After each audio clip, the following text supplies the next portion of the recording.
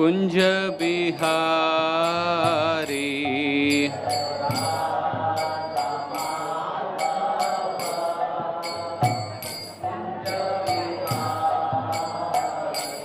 Jai Radha Madhav Kunj Bihari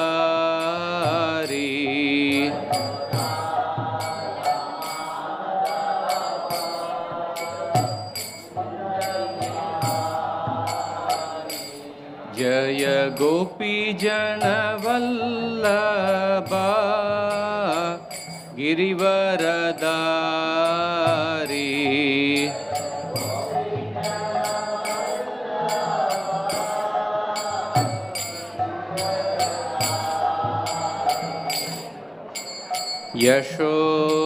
Yashodanandan Vraj Janaranjan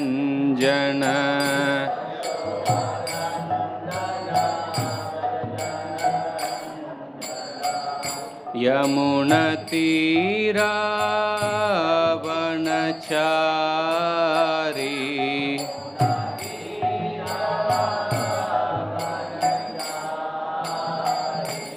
Jai Radha Madhav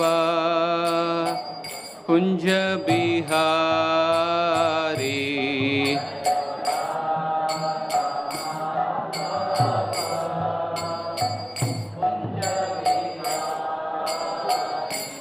Jai Radha Madhav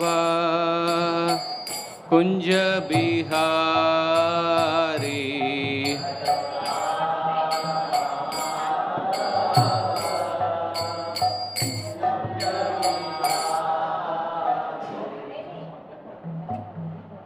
Jai Om Vishnupad Paramhans परिव्राजकाचार्य अष्टोदश His Divine Grace A.C. Bhaktivedanta Swami Srila Prabhupada ki jai.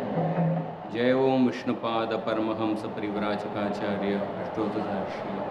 His Divine Grace Bhakti Siddhanta Saraswati Thakur Srila Prabhupada ki jai. Ananta Koti Vaishnava Vrinda ki jai. Namacharya Srila Haridas Thakur ki jai. Grantaraj Srimad Bhagavatam ki jai. Nitai Gaura Premanande.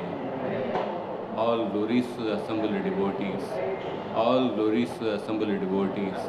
All glories to the assembled devotees. All glories, all glories, all glories to Sri Guru and Sri Gauranga. Om Namo Bhagavate Vasudevaya.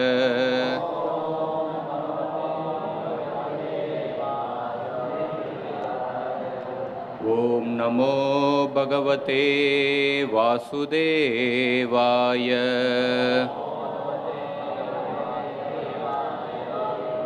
Om Namo Bhagavate Vasudevaya.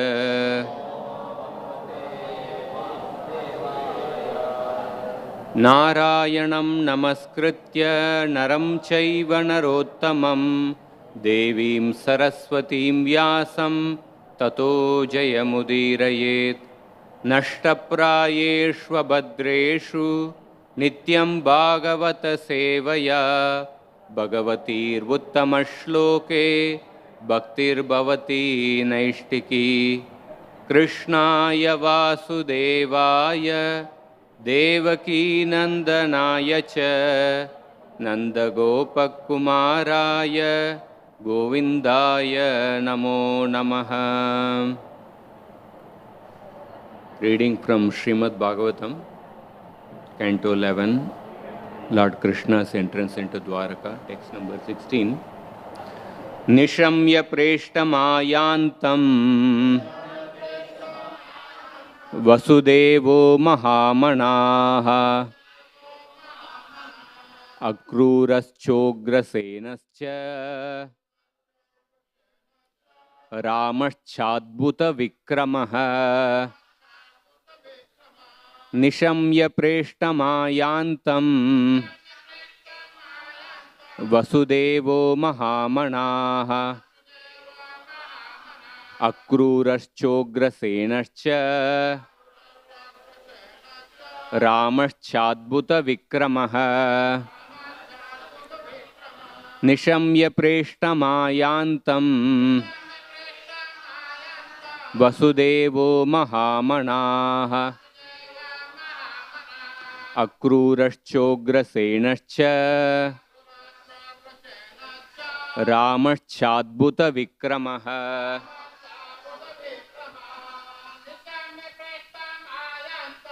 Nishamya Preshtamayantam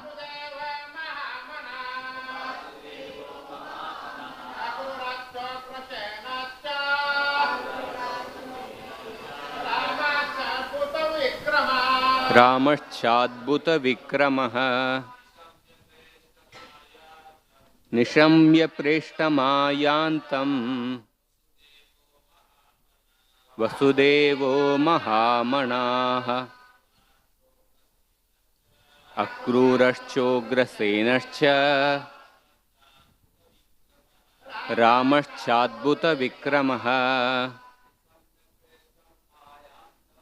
Nishamya Preshtamayantam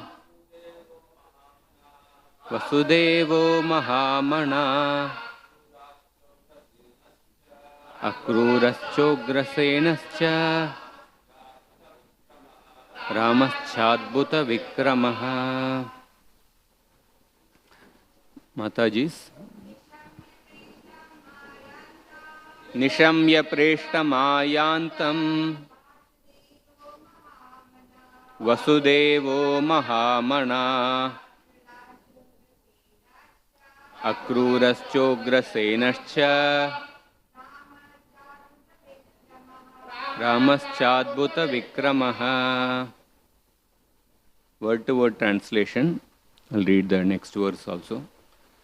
Pradyumnas charudeshnascha sambo jambavati sutah praharsha vego chashita shayanasana bhojana.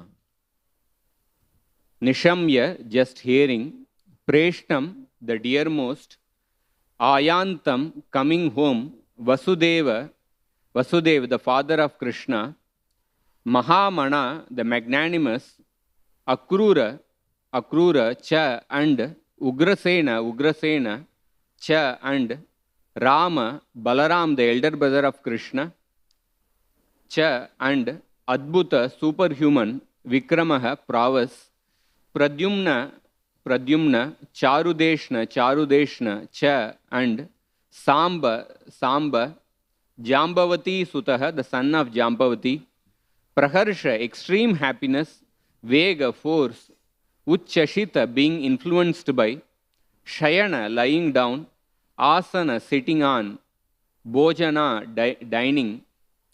Translation and purport by His Divine Grace A.C. Bhaktivedanta Swami Srila Prabhupada. Translation.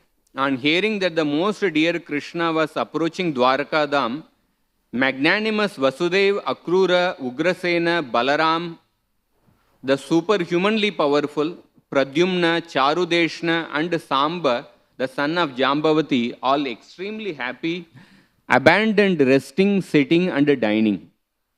So I will read the purport from yesterday's where we left off. So in the purport, actually, Prabhupada is giving a brief introduction about the different characters mentioned in these verses. So yesterday's purport, we read Vasudev, Akrura, and Ugrasena. I'll read from Baladev.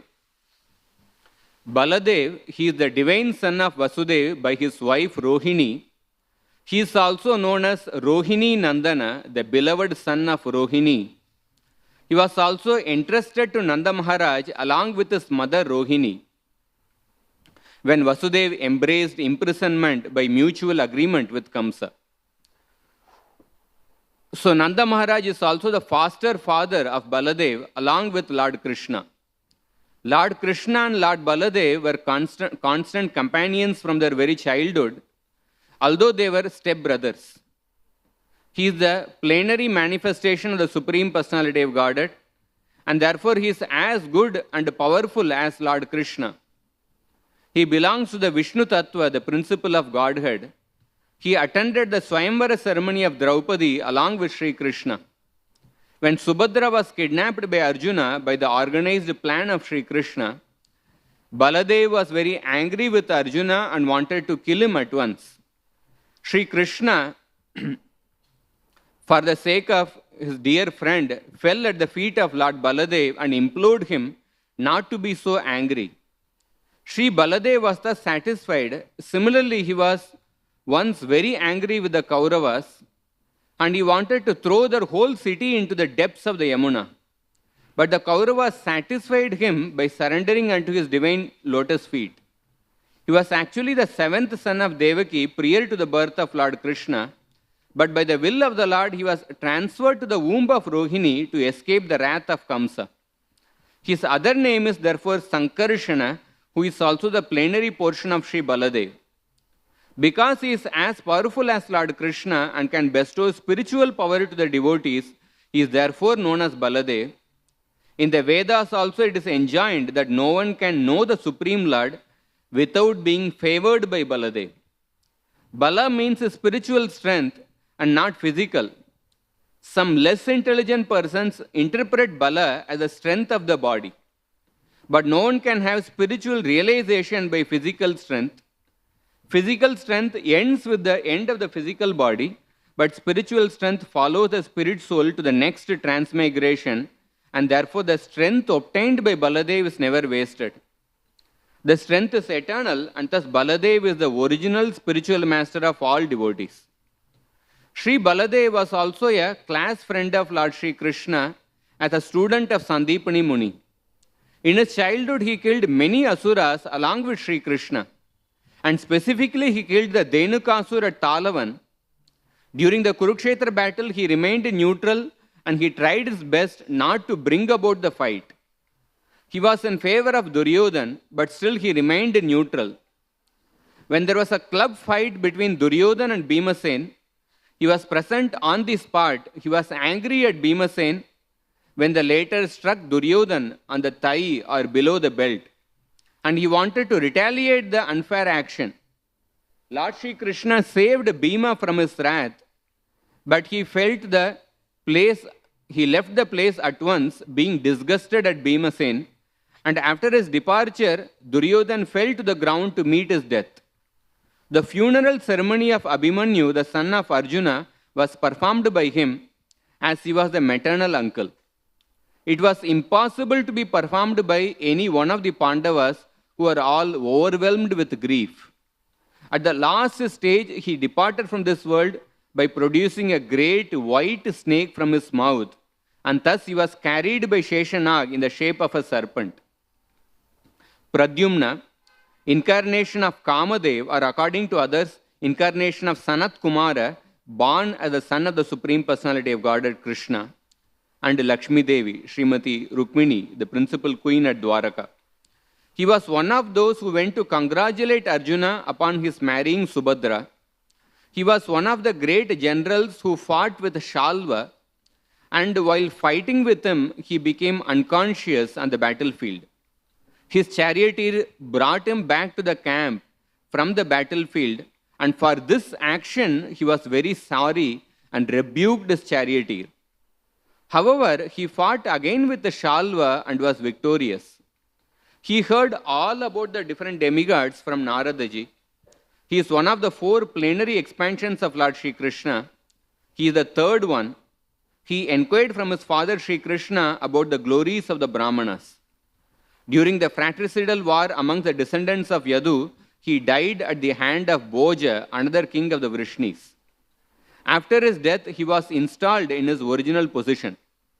Charudeshna, another son of Lord Sri Krishna and Rukmini Devi, he was also present during the Swayamvara ceremony of Draupadi. He was a great warrior like his brothers and father. He fought with Vivindaka and killed him in the fight. Samba, one of the great heroes of the Yadu dynasty and the son of Lord Sri Krishna by his wife Jambavati. He learned the military art of throwing arrows from Arjuna, and he became a member of parliament during the time of Maharaj Yudhishthir. He was present during the Rajasuya Yajna of Maharaj Yudhishthir.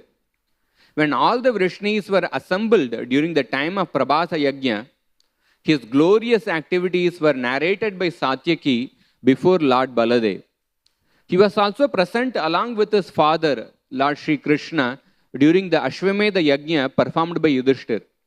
He was presented before some rishis,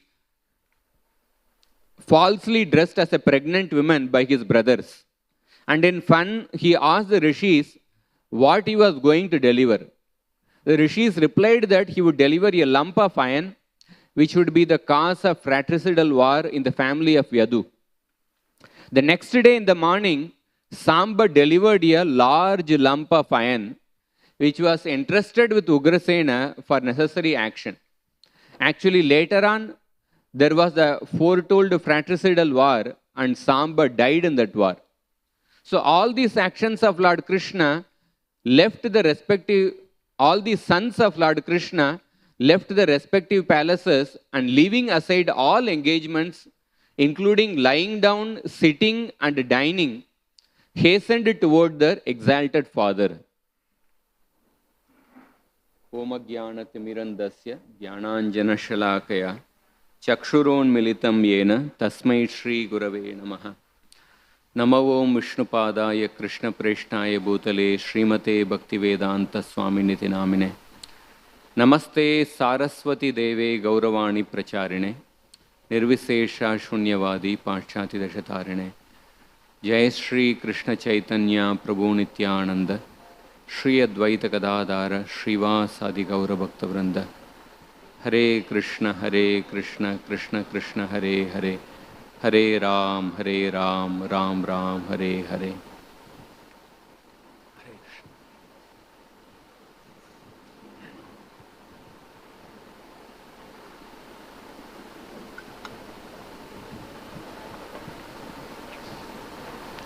So Prabhupada has given such an elaborate purport.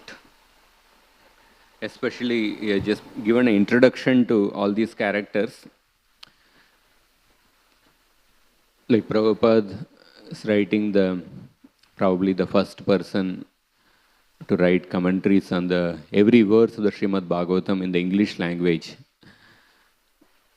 So definitely the English-speaking audience, those who are not Indians, they may not be, they will not know all these characters who are coming to receive Krishna.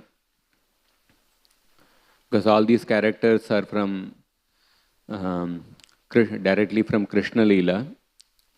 And Prabhupada has brought out different instances where these characters are involved in Krishna's pastimes from the 10th canto, and has given a summary of all these characters.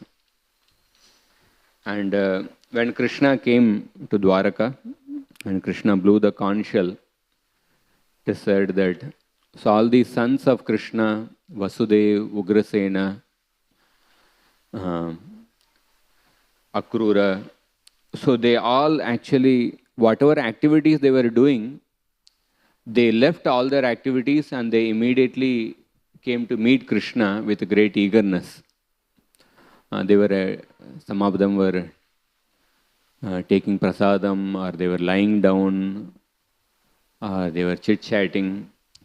But they left everything and then they came immediately to meet Krishna. So, because when I saw this purport, like each character, which pastime to focus on is little, I found it difficult. So I thought I'll speak on something on the theme of this chapter only. So we see that actually in this chapter and in the previous chapter, when Krishna was leaving Hastinapur, how the residents of Hastinapur, Pandavas, they were feeling separation from Krishna. And in this chapter, we see how the Dwarkavasis are having a union with Krishna. So both these chapters involve like very deep spiritual emotions exhibited by people who are having love for Krishna, the different devotees in Hastinapur and Dwaraka. So it is a, and we can see In both these chapters, all the characters involved in these chapters, they are exhibiting a deep longing and eagerness for the association of Krishna, either through separation or through union. And one of the symptoms of love for Krishna is called as samutkanta. Samutkanta means having an intense greed for meeting Krishna or attaining the service of the Lord. And this samutkanta, this intense eagerness, is exhibited by all these characters in this chapter, in the previous chapter. So when we see Srimad Bhagavatam is a scripture on the Bhakti Rasa, Nigama Kalpataror Galitam Phalam, Shukamukad Amrita Drava Samyutam, Pibata Bhagavatam Rasamalayam, Muhuraho Rasika Bhuvi Bhavuka. So Srimad Bhagavatam is basically a scripture of Bhakti Rasa.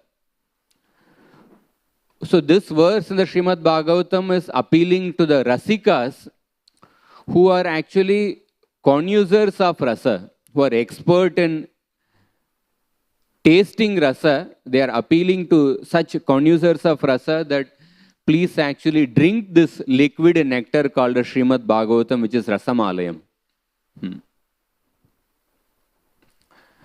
So we can say, suppose there is a conference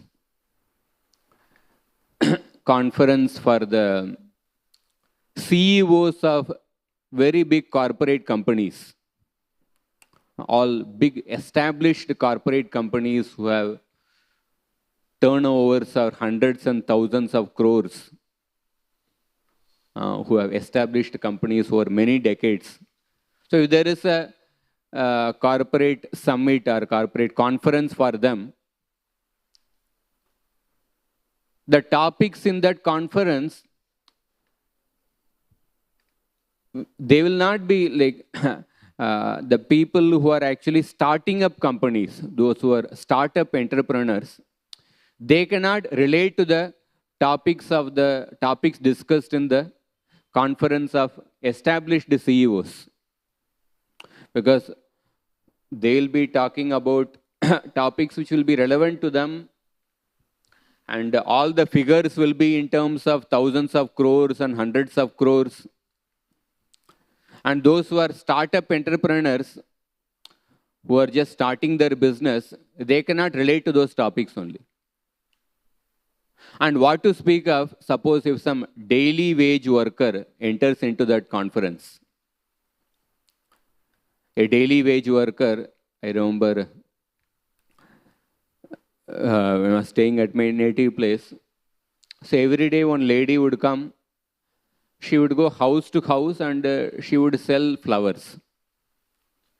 And she would sell some flowers in a particular glass. That would be like 15 rupees or 20 rupees. So her whole income is based on selling flowers house to house. Maybe some houses they will say, today we don't need flowers. Some houses they have gone out. Some houses have traveled outside or different place. So her income would not be constant. Someday she would get 100 rupees, someday 200 rupees. Or somebody who's, suppose he is leading a life by repairing some chapels. Once I just went to repair some chapel.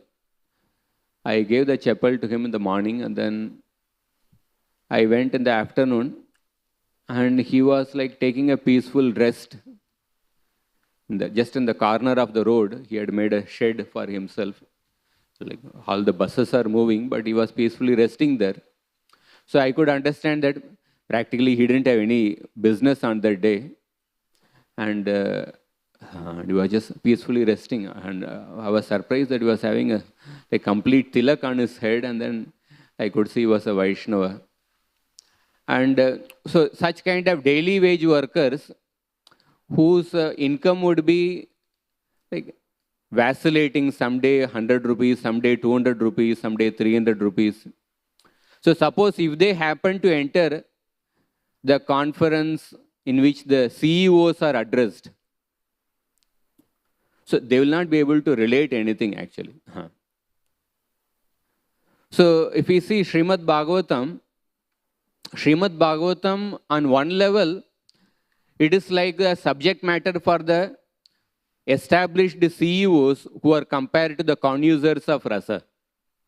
Because Bhagavatam is a rasamalayam. So every subject in the Bhagavatam, there is a intense bhakti rasas are involved in the characters who are in that particular episode. But like for practitioner devotees, or those who are beginning or practitioner devotees, so many of us, we go through different stages of unsteadiness, or what is called as anishtita bhajana kriya. So anishtita bhajana kriya, during the phase of anishtita bhajana kriya, a devotee goes through many ups and downs. Like Vishwanath Chakravartipad gives a brief symptoms of anishtita bhajana kriya. Like he says that one symptom is like utsahamayi, sudden enthusiasm. One feels that because of sudden enthusiasm, one feels as if like he can attain love for Krishna in overnight. So this is like a type of a raw enthusiasm, but without patience and determination. Or another symptom is Gana Tarala. A person is sometimes enthusiastic and sometimes lethargic. And one vacillates between Bhoga and Tyaga. I'm just giving a brief this thing. And another symptom is like Vyuda Vikalpa. One is actually assailed by different doubts. Doubts assail one's determination to practice bhakti. So should I do this and should I do that? One is confused about making different decisions. And another symptom is like Vishaya Sangara. There is an intense battle with the senses. So at this stage, doubts may not be there. One might have developed a little stronger faith, but one is having a tough time battling with the senses. Sometimes one is not having a strong understanding. Because of that, one is facing a problem from the doubts. Sometimes a person has a strong understanding, one has got a strong faith, but one is unable to put that faith into practice because of the battle with the senses. And another symptom is like Niyamakshama, where a person takes unrealistic vows. So from tomorrow onwards, I will get up at 2:30. I will chant 64 rounds. And then the next day, we get up 7 o'clock, 8 o'clock. So one is unable to maintain the vows. And then there is Taranga Rangini. Taranga Rangini means when a person is practicing bhakti, there are different side benefits which come as a byproduct of bhakti. One gets praise from others or certain, say, monetary benefit, or one can get carried away by those waves of those praise. So all these symptoms of Anishtita Bhajana Kriya, this is like a person practicing Anishtita Bhajana Kriya is like a daily wage worker. Just like a daily wage worker's income is not constant, a person who is practicing Anishtita Bhajana Kriya, he goes through different ups and downs. So these symptoms of Anishtita Bhajana Kriya, they are like a bipolar syndrome in sadhana bhakti.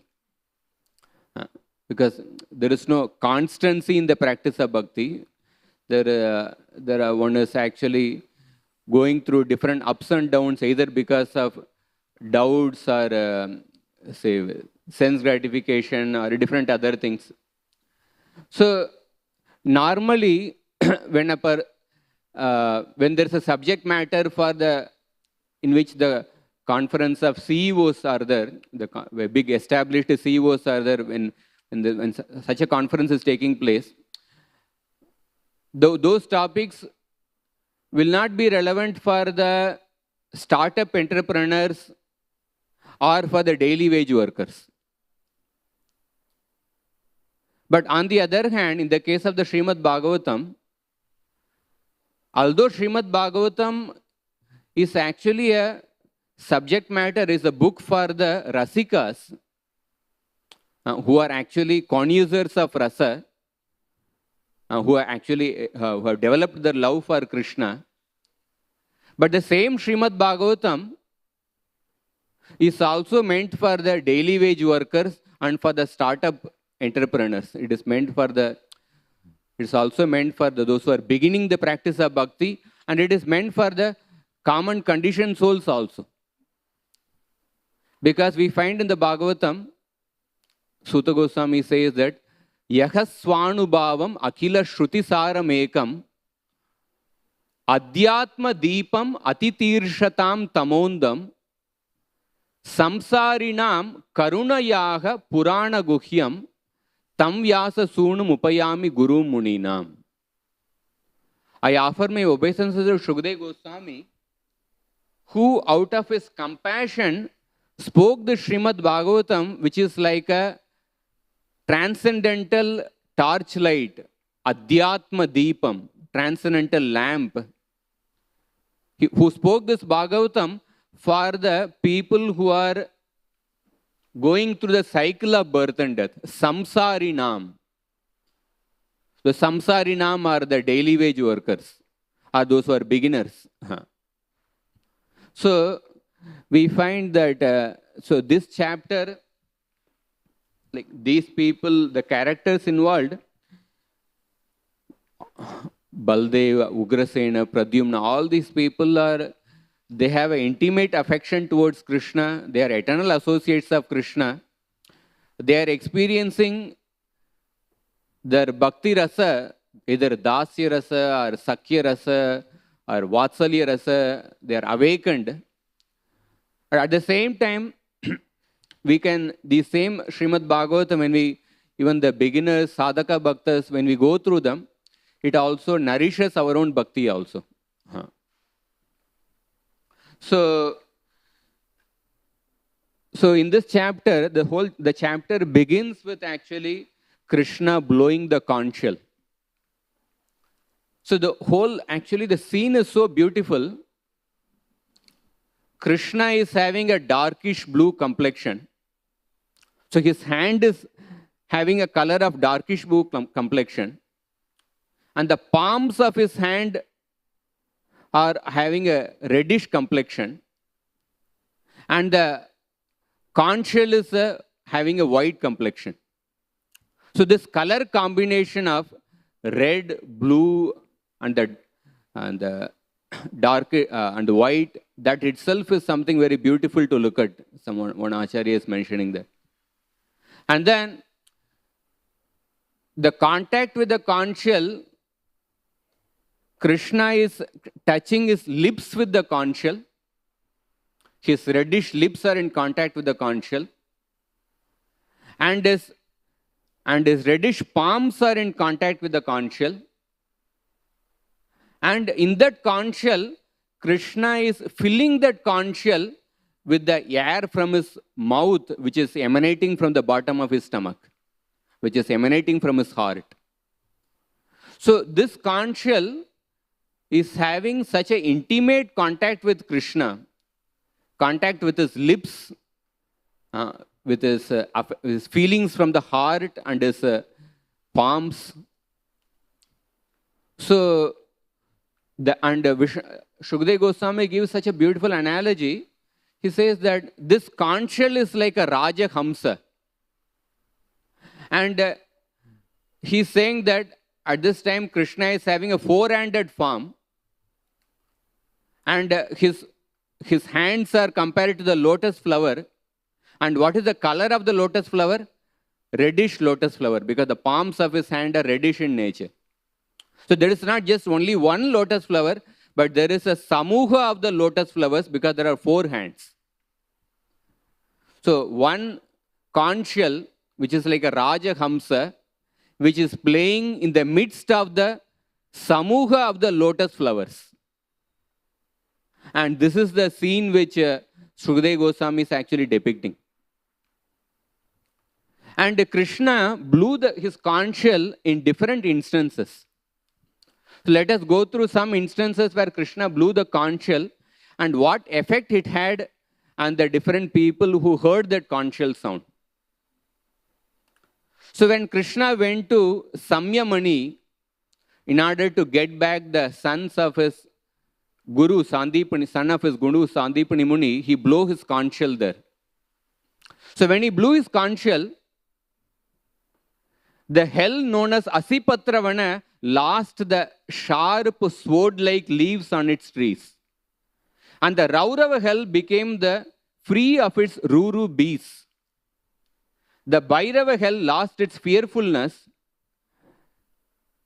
and the gas in the Kumbhipaka hell that got over. All the cooking stopped in the Kumbhipaka hell.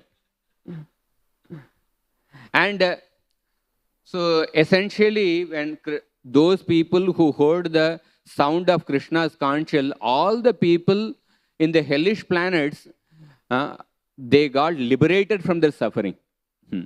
Their sinful reactions were eradicated and they attained liberation. And when Krishna went to Prag Jyotishpur, he blew his conch shell. And the Prag Jyotishpur was guarded by very sophisticated electric wiring system, not actually physical electricity, but by the mystic siddhis of the Baumasur. So when Krishna blew his conch shell, it shattered the magical seals of that fortress. And not only that, it also shattered the hearts of the defenders of that fortress. And there was a Mura demon who was actually sleeping at the bottom of the city's moat. He got up and with great anger, he came to attack Krishna. And when Krishna blew his conch shell, when Mathura was attacked by Jarasandha, so all the soldiers in the Jarasandha's army, their hearts began to tremble with fear. Jarasandha came with 21 Akshavini divisions. Krishna had a small army. But the quality of Krishna's conch shell sound, that was more powerful than the quantity of the soldiers in the army of Jarasandha. So it shattered the hearts of all the soldiers.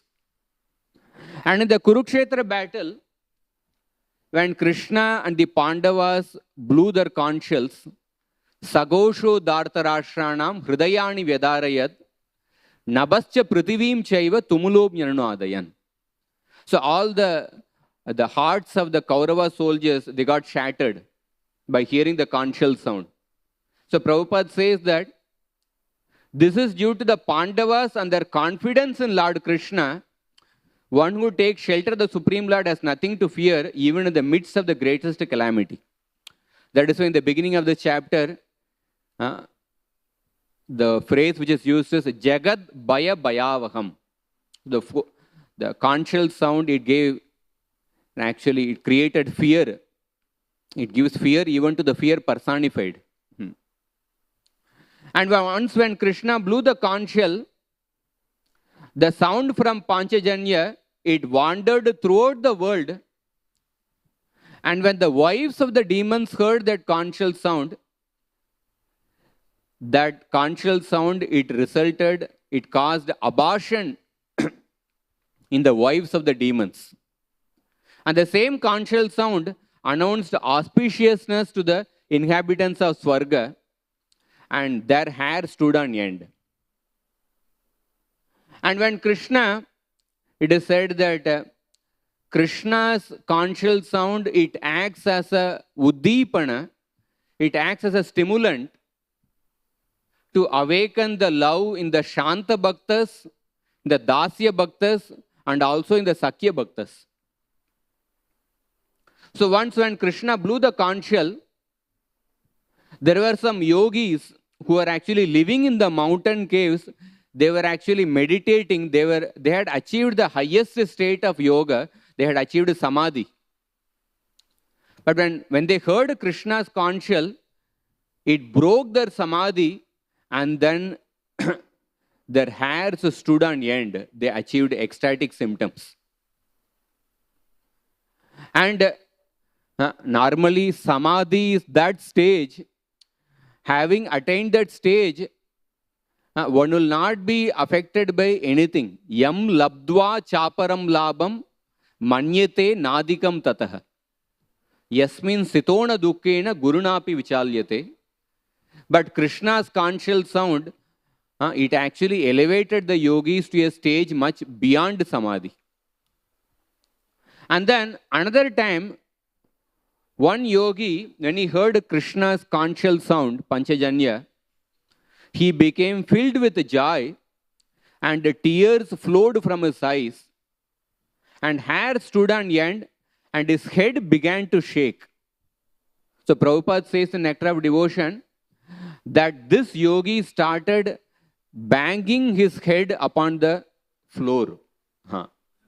Like he was so overwhelmed that he began to bash his head on the ground. And his clothes fell on the ground, and he could no longer maintain his vows.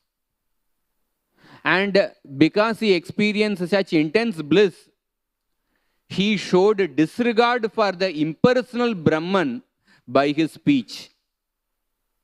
So he was attached to the impersonal Brahman realization, just like the four Kumaras, by smelling the tulsi leaves offered to the lotus feet of the Lord, like they achieved love for Krishna. So this particular yogi, he attained Shanta Rasa. And then another time when Krishna blew the Conchal, the Yadu princess, like in this particular verse, the Yadu princess, they heard the Conchal sound from a great distance, and then their hairs began to dance along with the dancers. So there may be the best of dancers in Bollywood, Tollywood, Kollywood, or Bharatanatyam, Kathak. So can they make the hairs in the body dance along with the other dancers? But here, the Yadu Kumaras, when they heard Krishna's Conchal sound, their hairs began to dance with the dancers.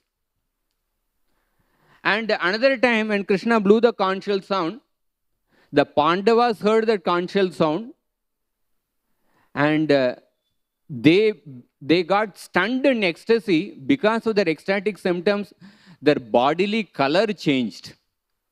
They became white like Shiva. So Parvati is telling to Shiva that, so Pandavas, their color became white like your color. Our Prabhupada says that the Pandavas they regained their strength and they became just like lions, or they gained enthusiasm. And another time, it's a contact with the Conchal, but Krishna did not blow the Conchal. But Krishna, in the form of Prishni Garbha, he touched his Conchal upon Dhruva Maharaj. And when Dhruva Maharaj was touched by that Conchal, Dhruva Maharaj spoke. Dhruva Maharaj exhibited deep Virya Rasa and a deep sense of detachment. One of the category of Virya Rasa is that a devotee shows heroic purity, although Krishna is directly in front of the devotee, and the devotee does not ask for anything material, even to ask for anything, to not ask for anything material, to ask only for devotional service, that requires heroism. So Dhruva Maharaj exhibited that heroic purity. Sthanabhilashi tapasi stitoham Tvam praptavan deva munindra guhyam kacham vichinvan api divya ratnam swamin kritartosmi varamna yache. So in this way, Dhruva Maharaj, this Virya Rasa was awakened in Dhruva Maharaj. Dhruva Maharaj experienced that Virya Rasa because of the touch of the Conchal. So we see all these different cases, the same contact with the Conchal, but the effect it had on the different people were different. And some people it produced like enthusiasm or color change in their body, or it gave confidence, or some people it produced fear, and some people it awakened Shanta Rasa, it made them like criticize the impersonal impersonal liberation. Some people it awakened Virya Rasa or Dasya Rasa, or some people who are sinful but not offensive, it eradicated their sins. So the same Conchal, it is like, just like there may be a same sparkler, but the same sparkler, it produces different types of fireworks.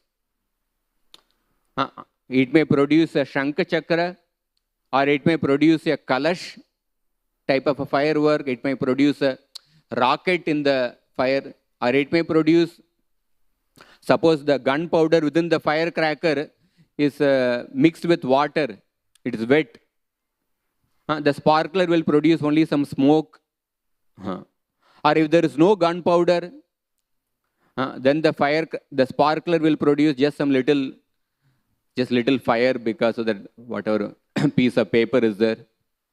Or the same sparkler, some snake tablet is there, it will produce like a dummy snake. So the same sparkler, but depending on the content of the gunpowder and the different structure of the gunpowder within that firecracker, it produces different effects. So similarly, the same Conchal sound, same contact with the Conchal, so depending on the attitude of the different people, it produces different effects.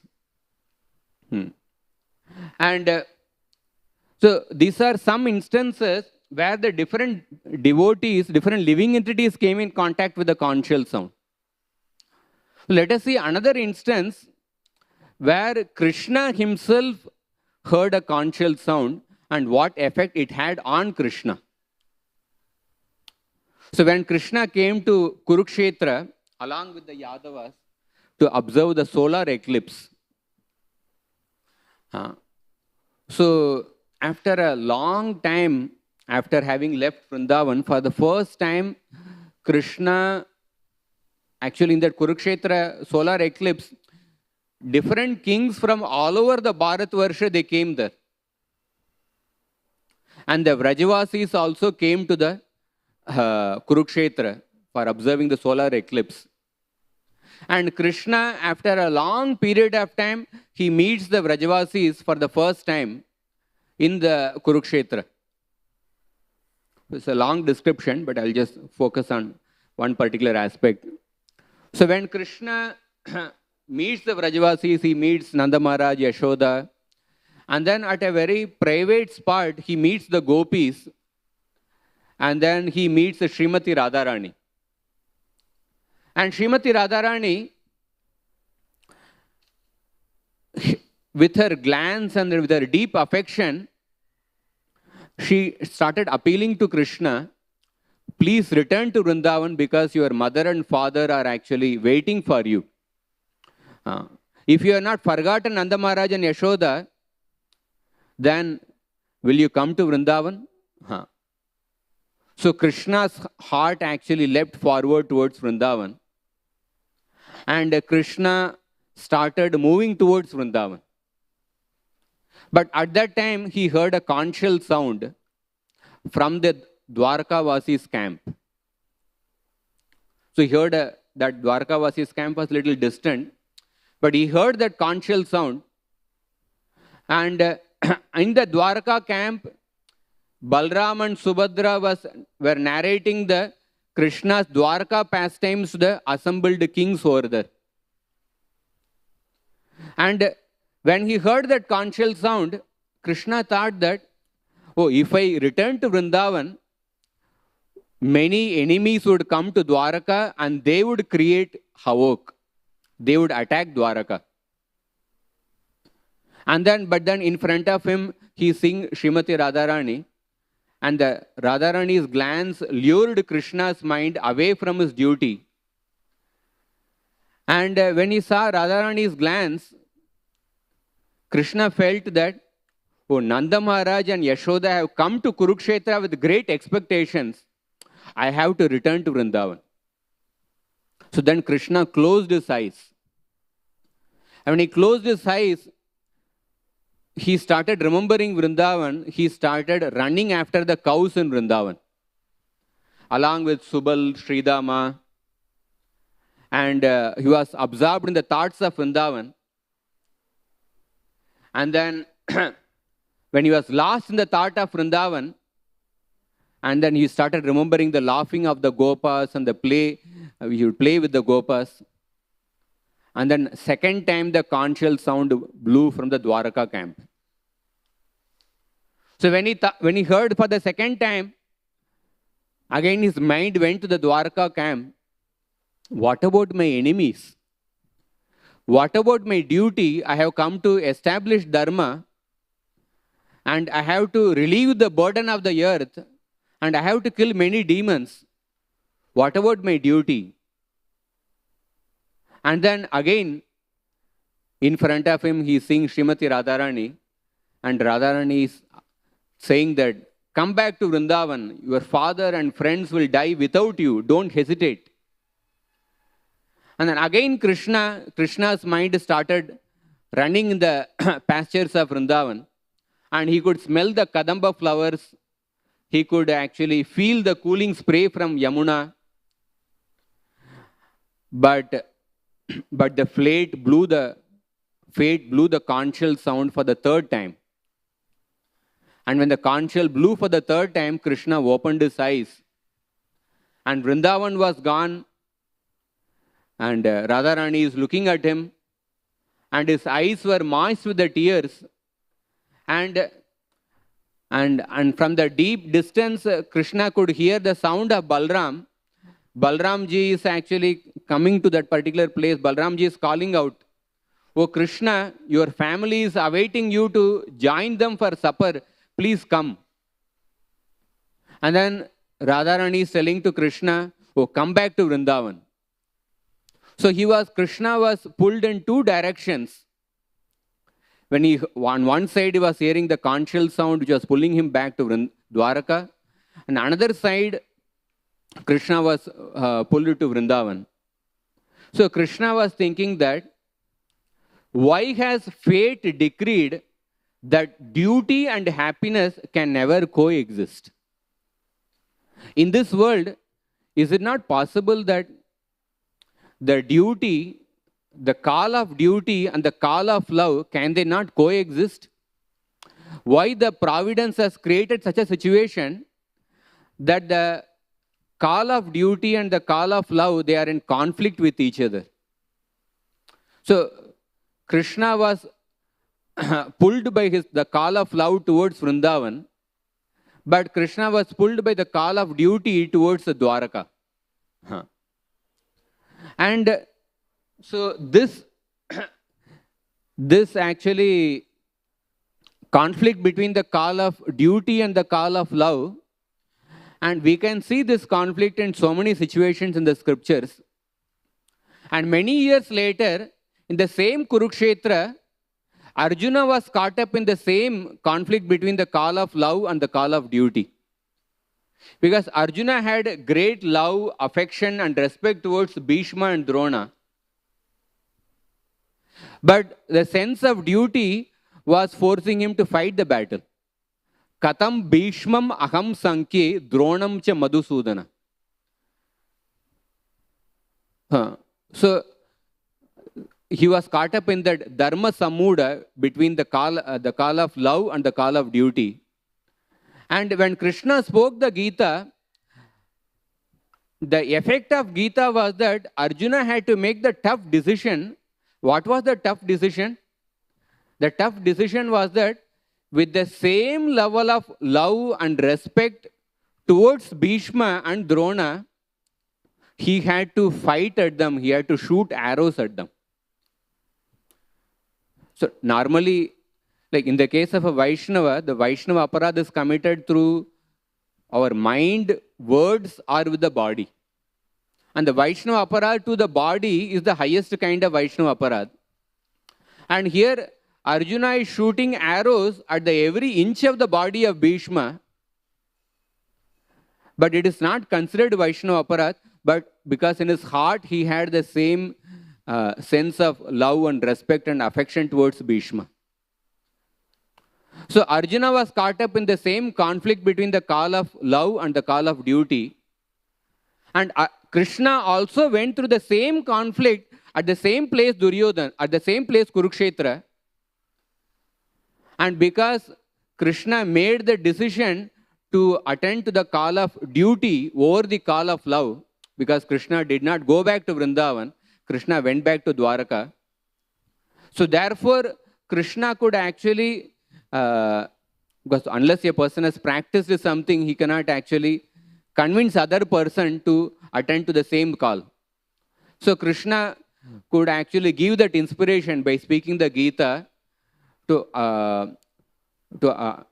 tell Arjuna to attend to the call of duty, but while having the same respect towards Bhishma. And we see another place where the same conflict happens in Ramayana. So when Sita was kidnapped by Ravana, Lord Ram was crying in separation from Sita like a madman. Just like the gopis were crying in separation from Krishna when Krishna disappeared in the Ras Leela. Similarly, same feelings of separation were exhibited by Lord Ram like a madman. But the same Lord Ram, after killing Ravana, when he brought back Sita, Lord Ram told that, now I have actually killed Ravana, so now you can go wherever you want. Because Lord Ram was playing the role of a king, and he told Sita that you can go back anywhere, because Sita was with Ravana for one year, so he didn't want to take Sita back with him. So Lord Ram had to attend to the call of duty, and that because of that, Sita actually, that made Sita undergo the Agni Pariksha. And the same Lord Ram sent Sita to the Valmiki Munish ashram because many people were speaking different rumors in Ayodhya. So we see how the Shastra is actually filled with different situations where even the Supreme Lord is put in a conflicting situation where sometimes he has to choose the call of love and sometimes he has to choose the call of duty. And again in the Vrindavan, after Krishna killed Keshi, Narada Muni comes there and Narada Muni tells Krishna, now it is time for you to leave Vrindavan. You have to attend to the call of duty. And Narada Muni tells about all the future pastimes of Krishna which Krishna has to perform outside Vrindavan. So this conflict between the call of duty and call of duty means what? Call of duty is basically Varnasram Dharma. So the call of Krishna comes in two ways. One is on the platform of Varnashram Dharma, which is the call of duty. And the Varnashram Dharma is a system established by Krishna.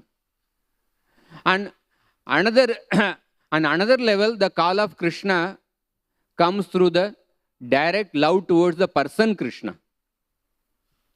These are the two aspects of call of Krishna. One is the call of duty, call of Varnashram Dharma.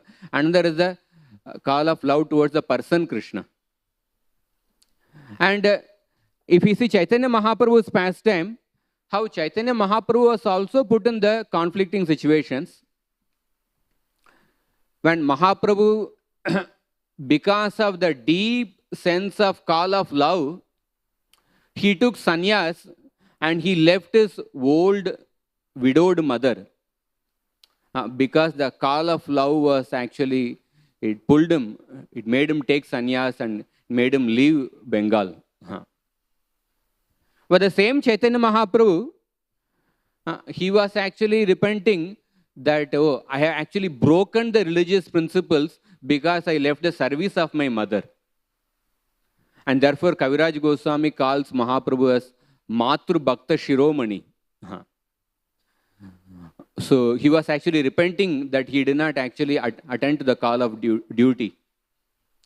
And the same Mahaprabhu, when he was going to South India Yatra, he was telling the different devotees, he was actually finding faults with the different devotees. He didn't want to take any devotees along with him. Because Mahaprabhu felt that I have taken sannyas, I have to observe the regulatory principles of sannyas. As a sannyasi, I have to travel and preach, I have to perform austerities. But if I keep these devotees with me, they will not allow me to perform these austerities. So therefore, he didn't want to take any of the devotees. So therefore, he was actually finding fault in the character of the different devotees. So Kaviraj Goswami says that no one can properly describe Mahaprabhu's affection for his devotees. He always tolerated all kinds of personal unhappiness resulting from his acceptance of the renounced order of life. And the regulatory principles observed by Mahaprabhu were sometimes intolerable for the other devotees. And the devotees became greatly affected by them. And Mahaprabhu, when he would see the unhappiness of the devotees, that would bring unhappiness to him. But at the same time, he has to follow the regulatory principles of sannyas. So therefore, he found the faults in the devotees. It is actually a apparent glorification of those devotees. So Mahaprabhu, he wanted to attend to the call of duty because he wanted to observe the sannyas dharma. So therefore, he didn't want to take any of the devotees, although he had a deep affection for the devotees. The same Mahaprabhu in the Ramananda Samvad, he says that the greatest suffering is to be separated from the devotees. But the same Mahaprabhu, when he was leaving Jagannath Puri, Sarvam Bhattacharya, he just completely collapsed. He became unconscious. Mahaprabhu did not even look back, as if like a stone without any emotions. He just went ahead. So he attended to the call of duty actually. And the same Mahaprabhu, when he was going to Vrindavan, Gadadhar Pandit, he collapsed, he became unconscious. And Mahaprabhu is called as Gadadhara Prananatha, one who is the life and soul of Gadadhar Pandit. But Mahaprabhu did not even turn back. Mahaprabhu was deeply pained being separated from Gadadhar Pandit because Mahaprabhu wanted Gadadhar Pandit to attend to his call of duty because Gadadhar Pandit had taken the vow of Kshetra Sannyas. So at his own personal unhappiness of being separated from Gadadhar Pandit, he wanted Gadadhar Pandit to actually follow those vows. So therefore, as if like an emotionless person, he just went ahead. So we see these conflicting situations that especially in the Lord's pastimes and in his eternal associates' pastimes in this material world, there is a conflict between the call of duty and the call of love. And this call of duty, as I mentioned, it is the duties in the Varnasram Dharma. And because of that made Krishna leave Vrindavan, come to Mathura, and then go to Dwarka, and then that made Krishna leave from Dwarka to Hastinapur. So when we see the Varnashram Dharma, the role of Varnashram Dharma in Krishna Leela is that it creates separation of Krishna from different devotees. And in that way, it makes the later union more relishable.